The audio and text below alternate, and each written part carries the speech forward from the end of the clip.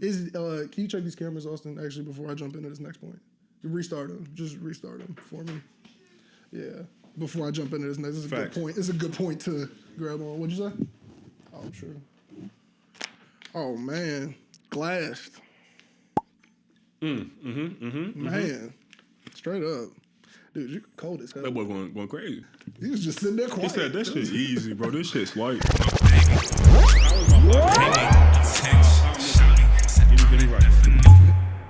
What is up, and welcome back to another episode of the Miseducation of Music. You are here with J-Treb as always, but today I have a special guest in the building, man. I got the rapper, the producer, the model, man, and it seems like you're trying to add even more to the end of that, man. I got Jay Wood in the building with me today on the podcast, man. Say what's up to the people. What's the word? Man, what's the word? Yeah, that camera's right on you right there, man. So that's all you. Whatever you want to do to it, man. Now, look, G, it's so awesome to have you on the show. Now, I've been starting to get all of these people on the show that I've been listening to for years. I'm talking like, man, and I just like to tell people when I first found out about their music, you had one that featured Christian Jalan, I think back in like 2019, bro. That was my first exposure right there, bro. That was the first time I heard your music, and it's so dope that I've been a fan. That was 7, man. That's even crazier, G. You tapped in. Man, yeah, like I've been listening for a while, G. So it's so dope to get you on the show, man, to give you your flowers here and just to dive in and talk about it. So I want to just kick it off, man. How did you get started in all of this? How did you get started in music? Man, that's a great question. Well, first, thanks for having me, bro. Man, no problem. I love the setup. I love the vibes. You know what I'm saying? More power to you. Hey, shout out Feature Form as always. How did I get started in music? Yeah, like that early age, man. I read up on you a little bit. You was playing piano back in the day. Yeah. It started like fourth grade. I started writing like poetry. And there was this girl I wanted like at the school, so I was like, I'm gonna write her a poem. Oh, it was over with at that point. That's what you would think. That's what you would hope. So I gave her the poem, and she was like, "Nah, your handwriting too sloppy." And then like threw it to the ground and shit. And I was just like, "Damn, I got over the handwriting." I was like, I gotta get raw with this shit. I was like, if I get raw with this shit, it's gonna be undeniable. And then after that, I started taking it like super serious. Like I was just like writing a rap a day in my notebook type shit. Were you trying to get better at the handwriting too, or did you just care about my handwriting? If you ask anybody that know me, bro, personally, like my handwriting still it's trash. Still not hitting it? It's terrible. Man. But it's a sign of genius, so. Hey, that's what's up. I'll take it, G. That's what I'm saying. She didn't know. She knows genius on that. She don't know. She sparked the flame. If it wasn't for those words hitting the ground, man. Yeah, I seen it. It was cold. It was like February too. It was cold as fuck outside. Not the Valentine's Day time. Damn near. Wet puddle. It was down bad, bro. Well, yeah. Since then, I was like, all right, boom, and I just kind of like naturally found a love for it. Writing wise, as I matured, and like. By the time 5th grade, I was like writing raps. Before that, it was just poetry. Man, so that's a real early story. So kind of take me through this. So what are you writing to? Is this still the poem phase of everything? Like, or are there beats involved by 5th grade? Nah, I was just like, it just be like recess, like in the wintertime. And you just freestyle, just getting the raps off. I have an idea, and then I just like write 16. That's nice. About 5th grade shit. Like Rubik's Cube. Yeah, nothing that was too important, but I hate math, type shit. Nothing crazy. Nothing crazy. And in the musical aspect, like, I don't necessarily come from a musical family, but I do got a lot of people who was like in band, and then my cousins and them, they got a band like Gentlemen of Leisure band, like they play for like Obama and shit like that. Like, man, that's awesome. But as a kid, I wasn't that connected to them, so I had a cousin who was on the drum line for Morehouse, and thing like you said you don't come from a musical family. You didn't name a lot of musical people in your family. These not my nuclear family. Like, these like distinct. Yeah, cousins. These are like kind of on the outskirts of more than just that like the people you live with 2 or 3 times a year. Yeah, Christmas, but Thanksgiving. Still, it's got to be in the blood or something at that point. He gave me a drum pad, like an electric drum pad, like as a gift. Like that same year, I think like 4th, 5th grade, and then I took like piano lessons when I was like really, really young. So I naturally so it was all in there. I understood how music worked at a very like basic level, like 4-chord progression. You got to go up and you got to come back to this. It's like I understand like what the letters mean in accordance to a note. Like putting all of that together kind of like happens at that time period. And this is at the same time as you writing these first raps. Yeah. So man, but not together yet. So these two things are separate. I never did. I had to do them together. I started doing them together in like 6th grade. Okay. That's when I was like, my mom had a Mac. She had GarageBand. Oh, it's game over. GarageBand been free. And you know how it is, like, I don't know. I can't speak for everybody on it. But how I grew up, like, suburban, like, my mama was never home. She was at work. So, like, niggas just had nothing but free time. It was like, I'm going to sit here and figure out what this application I was just trying does. to entertain myself for real. Like, I was just like, playing the piano, doing the drum pad, like doing shit on the guitar, like singing, rapping, whatever. Just having fun for real. And I just kind of naturally, I guess. And that all just kind of culminates in the creating the raps. Better, yeah. Now, man, okay, now I want to kind of fast forward a little bit because I love to get this background because I think it's so important. This is the shit that they need for your Wikipedia page, Facts. bro. You know what I'm saying? Facts. Yeah, that's so, right. like, you eventually go, through high school and college. What was it like creating music in those times? Because, I mean, it seems like you knew you was about to take this serious early. So, in high school, were you leaning towards, like, already, like, I already know this is my real path? Or were you still kind of holding on to that, I'm probably going to get a 9 to 5. It's just fun. I was convinced I was going to the NFL, bro. Oh, okay. So sports dreams, man. I got you. Okay. All of this shit was secondary. My middle school, football team was really good. Like, we went to 4 different championships. Actually, 3 people, I know in basketball it's called, a backcourt. Mm-hmm. The skill players on my 8th grade team, one is in the NFL, one has played in the G League and is in Greece playing right now, and the other one I think is about to go to the Olympics. Man, so y'all was all going crazy on that field. Good. This was the wildest middle school game ever. We were really good, bro. We was really good. It was really good. It was them was great times. High school, I'm still playing football and shit. But then weight classes weren't involved no more. Mm-hmm. So now I found out I was a skinny nigga. And it was I'm tall. Way smaller than everybody on this field right now. And then the conference we was in high school, man, oh man, we was taking L's. Man, so was that the transition of okay, maybe NFL might not be my... Not particular. I knew by the time I got to a senior, I knew no matter what I do, it's gonna take a lot of hard work. It's gonna be ups and downs. It's gonna be So it's I just gotta pick my path more so than anything. Which do I enjoy more? Would I rather be in the weight room pushing myself, get on the field, or would I rather be in the studio all night long? And I was studio. Yeah, because I'd argue it's the same thing, pushing yourself in the studio all night as pushing yourself in the weight room, but it seems like it didn't seem like that to you. At the time, no, I just enjoy making music more. I remember after my homecoming football game, I called up Q and was like, bro, I got this idea for this sample. And we made a song that night, which made my first mixtape. Okay, now tell me about the first mixtape. I love to know what the first rap name was. What was the name? What was the name you came out to the world with? I'm seeing some smiles in the room. What was the first rap name? I had a few, bro. Okay, what are a couple of them there? The only one you will find is J Wood. Okay, and then what are the ones that we won't find unless you say them out loud? I don't know if I'm gonna go there. Well, they that bad? For a minute, yeah, bro. For a minute, I was I thought I told my name Woody Mike for an hour. For an hour? For an hour, bro. I'm in the group me this my name, y'all. Change my name. Motherfuckers that shit trash. The feedback counter, I was word. It's you right, we going back. I was just playing April Fools. Yeah, even I remember before I picked J Wood, I was talking to my mom and I had 3 names. It was J360 or something. Oh, it was whack, bro.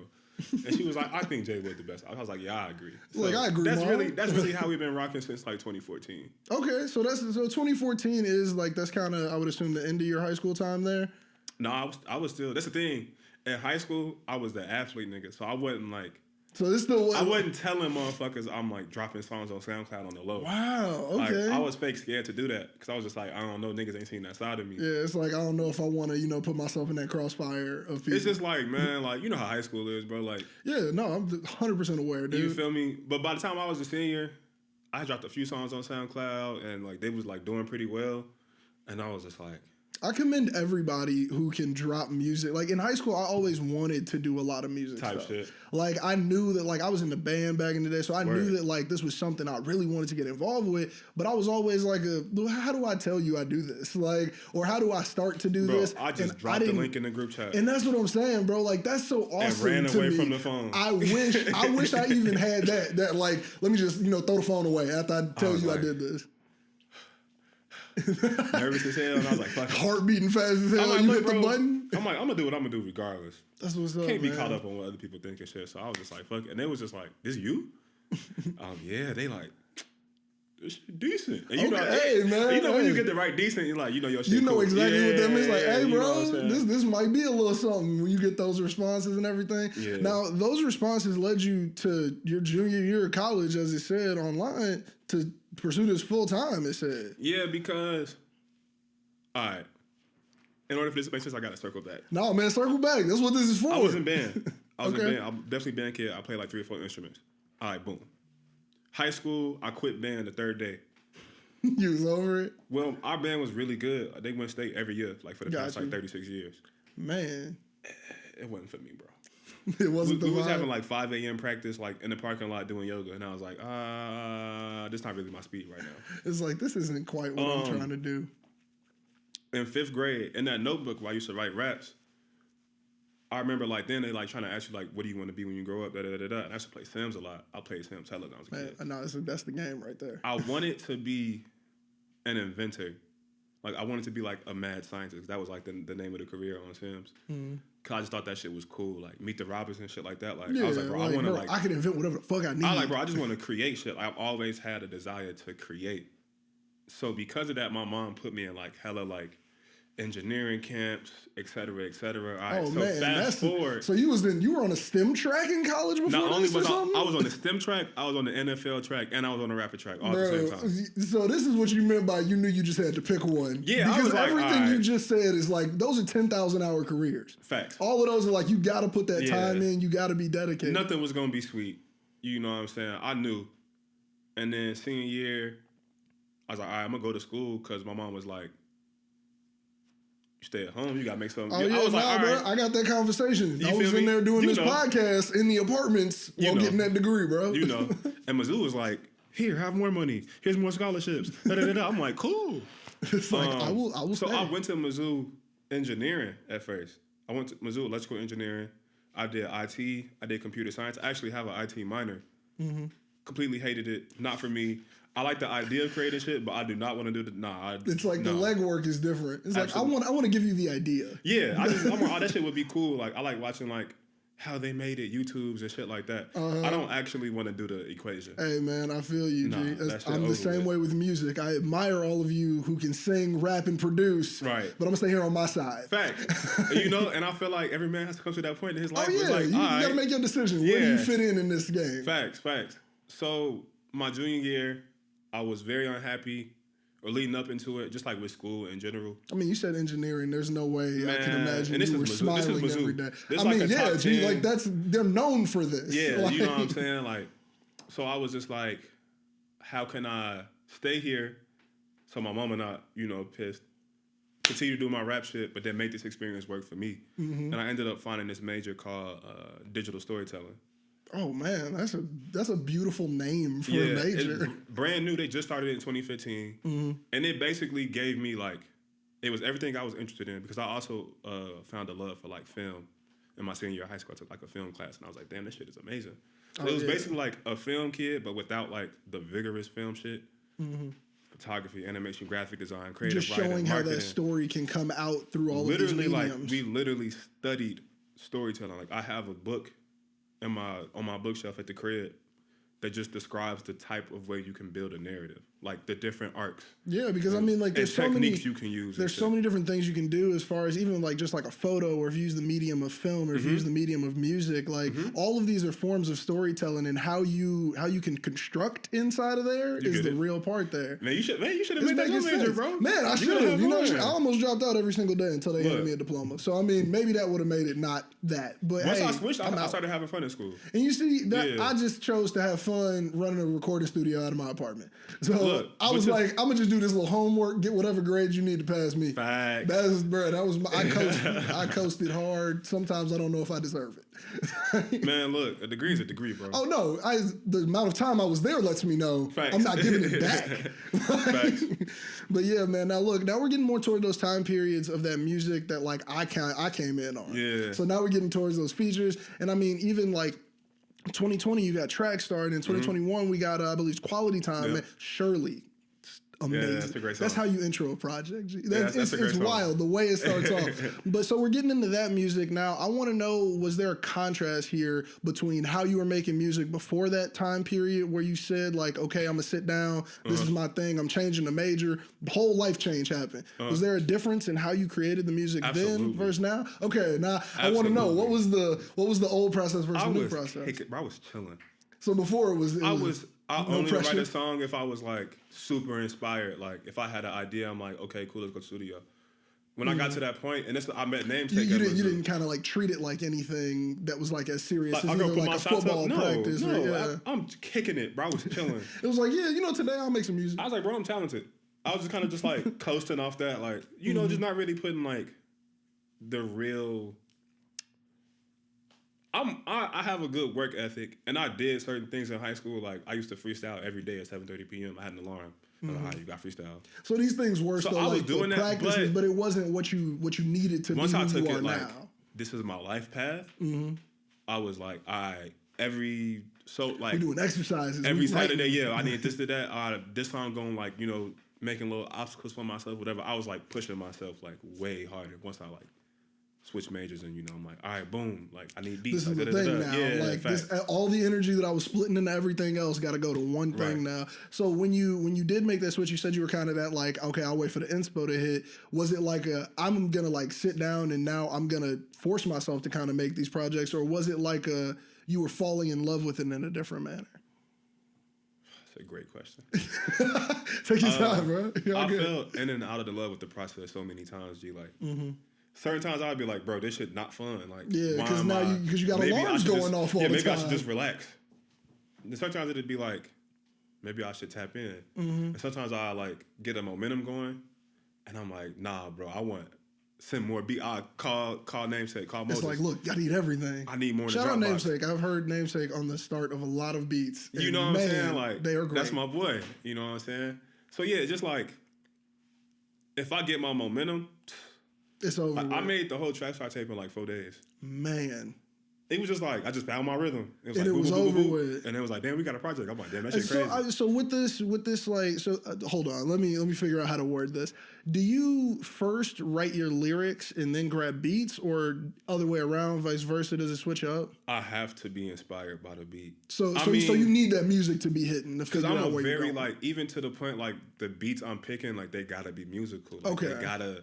have that movement to them, and have a place where you can actually, find yourself in it. You know what I'm saying? But I have made songs where like maybe the melody came first, or you had that stuck in your head, or like, oh, I have this dope ass like concept. If I use this, like this is this metaphor, we should do this, and I just wait for the right beat to where it hit.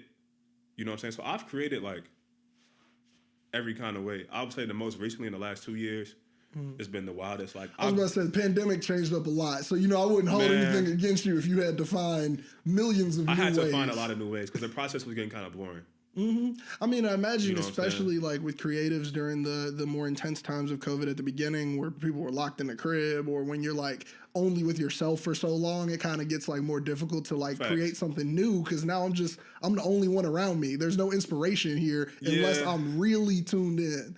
Yeah, that hits on the head for the most part. It makes it a little bit more difficult. Even like, bro, you got to think about it. Like when the pandemic started, that was my senior year.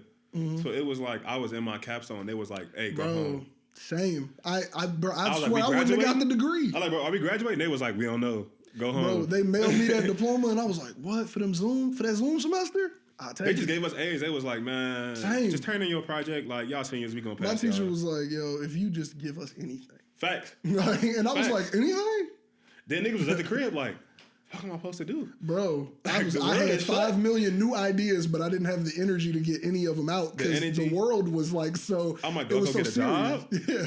I can't even really go do that because it's like the world's closed, but I got all the freedom I've been waiting for. Like I've been waiting years for this in college, and now I got it, but it's got the biggest asterisk in the world. That first summer was weird for sure. Oh yeah, definitely, man. I went to NIU and I stayed in DeKalb for the entire summer. Me and my co-host quarantined together, who used to be the co-host of the podcast here, and we just shot episodes every day. We were just like, let's just record. Like, that's all you can do. But so many of them are never gonna come out because they were trash. Because it was just us talking to each other for days. But now, where I'm at in the process now, I'm in love with the process. I look back through my demos app 2020 and look at that summer and listen and be like, are these amazing? Maybe not. But that's kind of like the beauty in it. It is, man. Now I do want to ask. You're saying that you gotta find these beats and demos from 2020. How much unreleased music do you have? Man? This is a new question I'm trying to ask everybody who come on the show. I was fun to tweet this today, but I'm gonna tweet it tomorrow because it's getting late. I wonder how many songs like each person has, because just from the people I know, we got hellas. And it's like, bro, I know might not even come out. At minimum 50 songs a year. To me, that's not. I'm not doing enough. For some of the homies, they're like, dope. No, that's hella. Like, that's like once a week, them there. About to say, like, there's only 52 weeks in a year. But I also know niggas who make like 300, 100 a year, 200 a year. You know what I'm saying? Like, so yeah, but it's so interesting to me how people can, because a song is a piece of you. You make so much music. The vaults are plentiful, man. You making 50 tracks a year. How do you decide what you give us when it comes to? And I just kind of want to dial back to the COVID time we were talking about, where you were talking about like 2020, 2021, that quality time. What was that like? Like, what was that process like? What was it like making that project? I feel like one of my superpowers with this shit is the market in mind. So a lot of this shit, based on what I put out, of course there's like a level of quality, like, do I feel like this is good enough?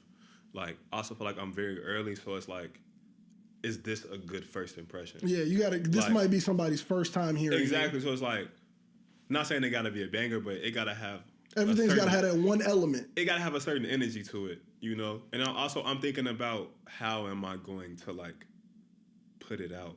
So with quality time, it was just like, I'm seeing a lot of yellow and pink. It seems like an EP to me. Like, okay, cool. I can put these colors together. I wish I had that type of creativity. You know in what I'm my saying? brain. I was just like, oh, these are all romantic. It's going to be Valentine's Day. Oh, I could do this. Or I could just do a Polaroid with the da-da-da. Like, I had the whole, like, roll out. And it rolled out, like, just immediately. And, like, a day, I figured it all out. I'm shooting a video. If I do this, da-da-da-da. It was all kinds of shit I had planned that didn't necessarily, like, pan out. But I am thinking, like, how am I going to roll this out? Like, so your ideas come as a whole. It's not a just. I write just my got songs this. that way. I don't have a song idea until I have a hook that is also kind of like a metaphor that also has an emoji. Interesting. And then I'm like, okay, now I have a song. What do you think started that? Like, where do you think that kind of comes from in your creativity? Because I mean, like to have all these things line up, it's kind of meticulous. I would say just studying the game, like just seeing where other people have failed. Just watching some of my favorite, not even fail, like where they succeed. Yeah, I remember like 2018, like the way Sawa rolled out "Care for Me." I was like, man, that shit crazy. I'm like, oh, beautiful. This shit is intentional. Or even the way Smino rolled out. Black Swan, and the way he rolled out, I was about to say Noir with the hoopty and how he did everything with that. It was so awesome just to see how he did it. I'm like, okay, she gotta make sense. My homie, I'm a big Smino fan, so is my homie, and he bought the tour shirt, and the tour shirt is so awesome because he's got like Smino with the NASCAR symbol, and it's like all these different things, like the oil can, but it's like his name involved. Like that was a crazy campaign, and that's the shit I just kind of grew to love. I guess I just grew to love marketing in a way. Well, I mean, it's. I'd argue. Branding? I was about to say. Well, like I feel like these terms are kind of belittling, especially where your major was from. These are storytelling. These are elements. I'm building these worlds. are elements. I was about to say these are elements to tell your story. Like even down to using an emoji. You want somebody to see an emoji and have a reaction to it. Like you're trying to help that and add it into your story. That's really cool. It just helps like visualize it. Like Trackstar, I was like, I know what Trackstar means. But even like some of the homies like, yeah, what you mean by Trackstar, bro? Like, I'm like, okay, what means this to me? How do I get that apart? Okay, woo. We got the star emoji. We got the, this speed factor. Boom. Like, bro got the merch on right now. Show him your hoodie real quick, bro. It's like the motocross shit. Bro, come in cam over here. Show him the Trackstar hoodie. No, it's this one. I was about to say, hit this one over here. The front. Yeah. Either one. Both of them. Man. Yeah. Yo. That's cold as hell. Yeah. It's like my homie, we play football together, like designed it for me type shit. And I just noticed it's got the track names on the back. On the back. I saw Champagne on there and everything, man. That's wild.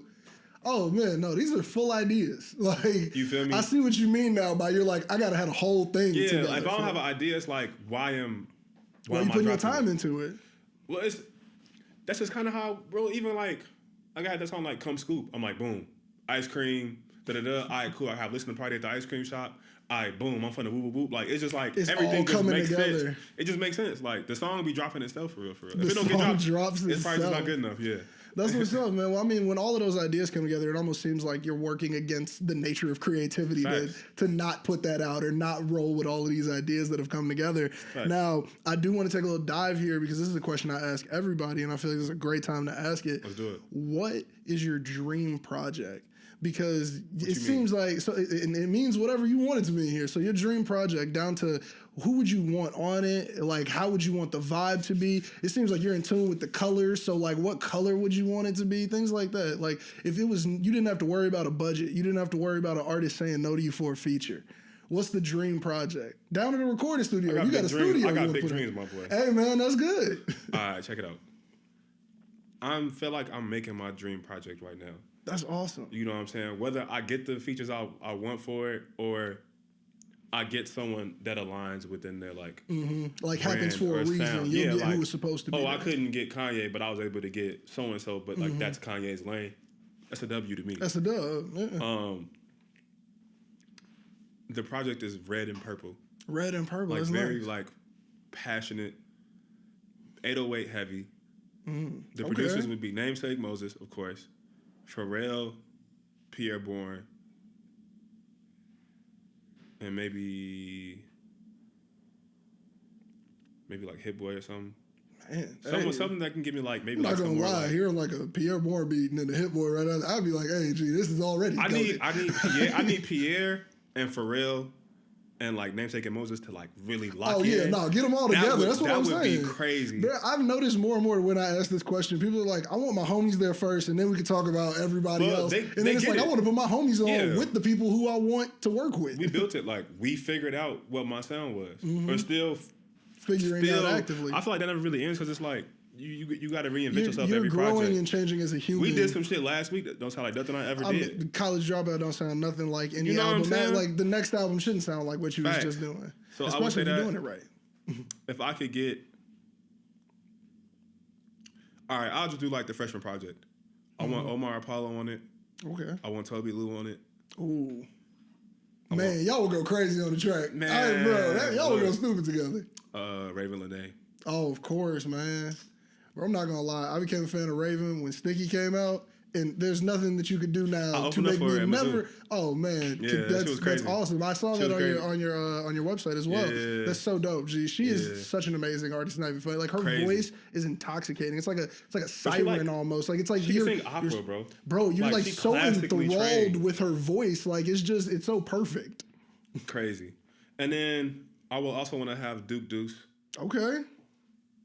We're gonna have a straight bar down track somewhere. I just like that. And I grew to love like just some more like down south shit.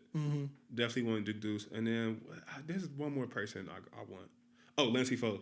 Nice. I feel like that's like a nice like range of like. That's a nice project. Yeah, for that red purple vibe. And this is of course like excluding the direct homies. Yeah, because of course the homies are going to be there. That's established. You know what I'm saying? It ain't a dream project if the people who got you there ain't there. Now, man, I'm not going to lie. That dream project you got set up there is fire. Like, that's the project I already want to hear, man. I'm already seeing it. The movie, I'm telling you, would already be sold out just if it's already written, my boy. Bro, I'm ready for it, G. Whenever you're ready for that project, let me know. I want to be there, man. I want to see this. In a minute. Now, I was just talking with you right before we hit this recording again about Free Soul because I got questions about this, man. So I was telling you, like, back in the day, I had actually like happened upon a show through some homies that were going, and I just want to know, what is Free Soul or what was Free Soul?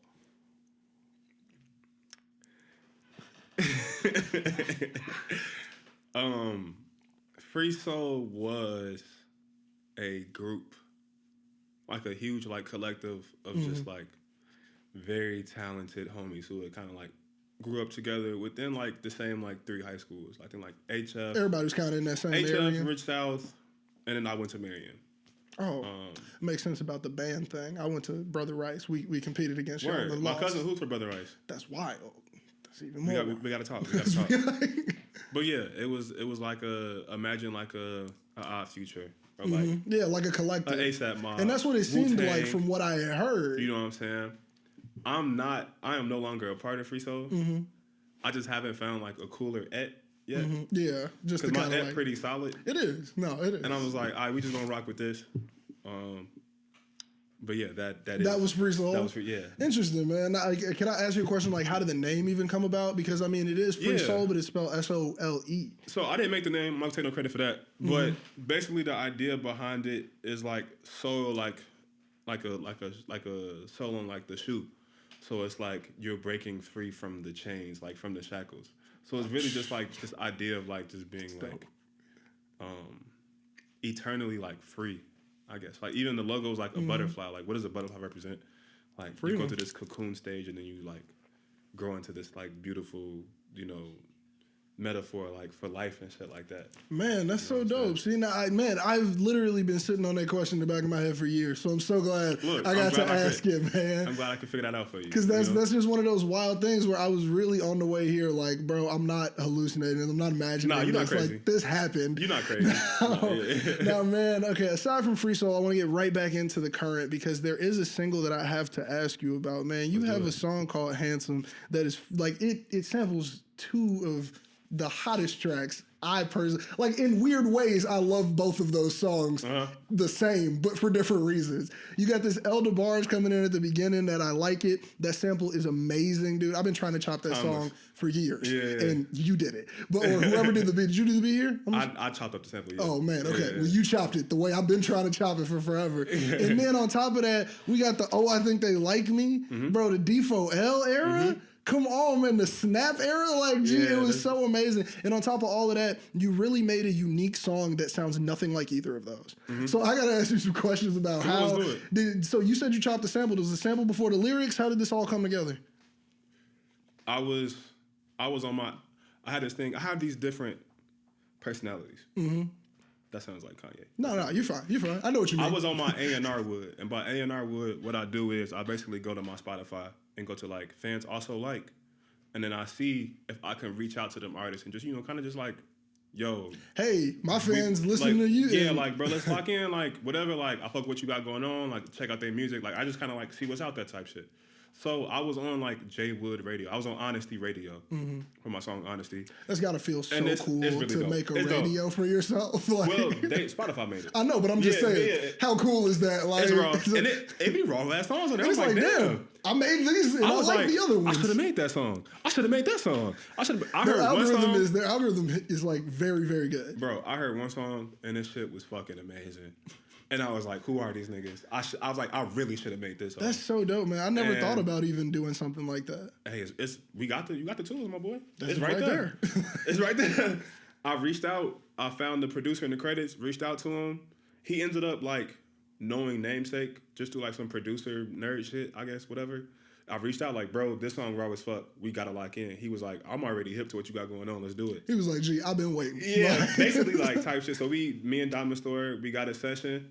And we just kind of like co-produced a couple tracks, and that was just one of the tracks we made. And that's the one that was the single. Like you knew that one was. I mean, like usually when I make beats, I don't know if I'm gonna write to it. I gotta make it, take a step back, drink some water, then come back. Yeah, I feel like that's got to be a little difficult being both an artist and a producer. I feel like you can kind of get in your own space of like, I created everything, so it's all amazing. But it's like, hold on, I need to take a step. Sometimes the idea is better than the execution. Man, it don't mean nothing. Man, it's just like, that's real. I might not have the skills for this idea yet. The idea could be amazing. It's but like sometimes if I could execute this properly. I mean, that's how I feel about the I Like It sample chop that you got there. Man, if I could have executed that properly, it would have been cold. But you executed it properly. With that one, I just found my sauce with that motherfucker. I was like, oh yeah, I know how to do this now. Bruh, and slow down. I was like, oh man, when it comes in, you know what it is. When you hear the project, it's gonna make sense. Oh, I'm excited, man. Yeah, trust me, G. Now look, this is another question that I ask everybody. It's a question I like to, ask at the end, just because the answer is always so different.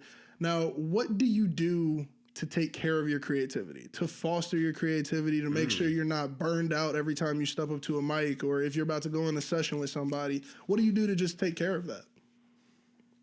Excellent question. Thank you. You gotta rest. Rest? You're the like hands-off step back from it? You gotta just not do nothing sometimes. And it's also just kind of about being present and being appreciative. Like I feel like I can be in the car and look, and we driving on Lakeshore Drive, and I'm like, bro, this shit raw as fuck. And I am now inspired. Like inspiration is all around you. You just kind of gotta like be in the moment. You gotta actually let yourself do it. A lot of the things from my songs, like they come from like these small moments in life that I just kind of like.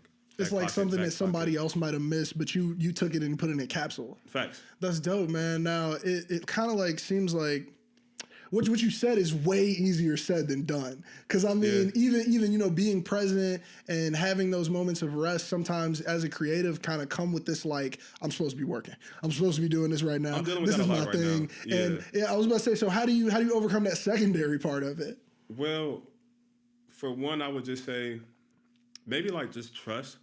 Like just trusting like I'm gonna be good. It's like, no, you're not writing right now, but next week you might be doing something. Like, I'm also not like very new to this idea of like being present. I used to meditate a lot because I used to get detention all the time in high school.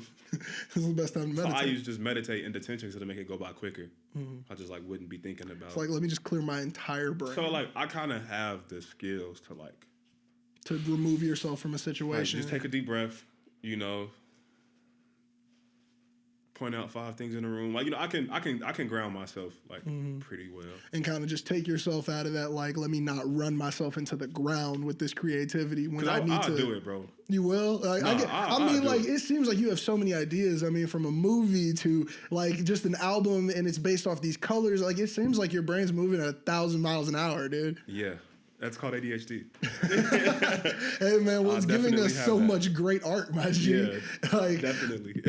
Now, look, man, I'm so appreciative of you coming on to this show, man. What are some things that the people and the guests, the people who are watching the show, the fans, everybody, what can they be looking out for, man? You got some new videos, new music on the way. What's happening?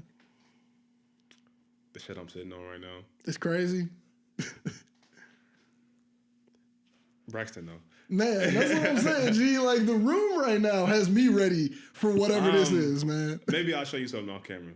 But I have some very cool music and visual things. That's like, awesome, man. On the way, like in the next 2 weeks, on the way. Oh, man. Like, so we're look, just y'all getting need the to coloring right. Bro, you know, once the coloring is right, then y'all get everything. Now, man, this episode's going to be dropping probably like a month from now. So, I mean, it might be out. I was going to say it might be out by that time or it might be rolling out. So, y'all need to keep your ear to the ground. Now, every episode, I like to end out with an outro track from the artist, man. What do you want to give them? Play Handsome, bro. Handsome, man? We got to get y'all Handsome so y'all can hear this amazing sample, man. Jay, anything else you want to say to the people before you get out of here? Yeah, I want to say that. Nah, I honestly have no idea. I was just bullshitting. Nah, man, you all good. It's 2 renaissances happening right now. It is? The 70s and the early 2000s. I'll give you that, man. Elijah LaFleur's new project in the city. I combined both. Oh, man, come on, G. Let's play Handsome. Putting them both in there, G, man. Look, y'all are hearing the track play right now. Thank you all for tuning into the podcast. Thank you, Jay Wood, for coming on to the show, man. Make sure you're peeping this podcast and playing it for everybody, for your sister, your baby mama, your sister's friend, man. Play it for your house while it settles, G. Just make sure you're playing this podcast for everybody, man. Thank you all for tuning in, and we out. Deuces. My baby, pay me attention. Shouty said I'm the definition of handsome. Know you only acted crazy and then some, 'cause I ain't